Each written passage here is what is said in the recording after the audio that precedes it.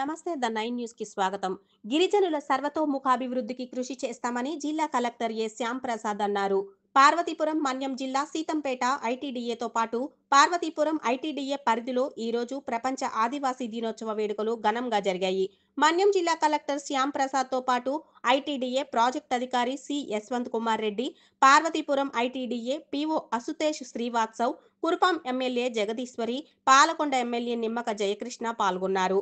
ఈ సందర్భంగా గిరిజన విద్యార్థులు ప్రదర్శించిన సాంస్కృతిక కార్యక్రమాలు ఆహుతులను ఆకట్టుకున్నాయి.